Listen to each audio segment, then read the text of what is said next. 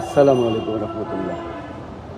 বিএনপির চেয়ারম্যান জনাব তারেক রহমান দায়িত্ব নেওয়ার পরে তিনটি বিষয়ে অগ্রাধিকার দিবেন। সেটা হচ্ছে আইন শৃঙ্খলা পরিস্থিতি পুনরুদ্ধার করা, আর্থিক শৃঙ্খলা প্রতিষ্ঠা করা এবং জাতিকে ঐক্যবদ্ধ করা।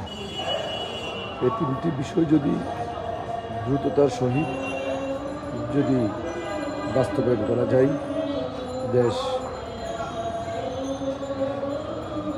যে কদিন লাগে, ধরুন এটা 6 মাস লাগলো, কিন্তু 6 বছর দেশ এগিয়ে যাবে। বাংলাদেশের দীর্ঘ 15, 17, 18 বছর আইন শৃঙ্খলা পরিস্থিতি খুবই নাজুক ছিল। দলকানা প্রশাসন, দলকানা এই আইন শৃঙ্খলা বাহিনী ছিল দলখানা। দলের অধীনেই চাকরি করতেন, দেশের অধীনে নয়। তাদেরকে দেশের অধীনে নিয়ে আসতে হবে। যেখানে অন্যায় অবিচার, সেখানে প্রশাসনের হস্তক্ষেপ কামনা করছি। এবং আর্থিক শৃঙ্খলা বলতে যেটা বোঝায় যে দলীয় লোকজনদেরকে এবং প্রশাসনের সরকারি কর্মচারীদের মনোনীত ব্যক্তিদেরকে দ্বারাই যে উন্নয়ন করা হয়, যে দুর্নীতি অনিয়মের মাধ্যমে যে লুটপাট, ব্যাংকিং কার্ডকে তছনছ করা হয়েছিল, যে হাজার হাজার কোটি টাকা পাচার করা হয়েছিল, সেগুলোকে আইনের অধীনে আনতে হবে, তাদের বিচার করতে হবে। নতুন করে যার অধিকার এই ব্যাংকিং লেনদেন, যার অধিকার আর্থিক ব্যবসা বাণিজ্য করার, সকল শ্রেণীর মানুষকে সে অর্থনৈতিকভাবে কাজে লাগাতে হবে।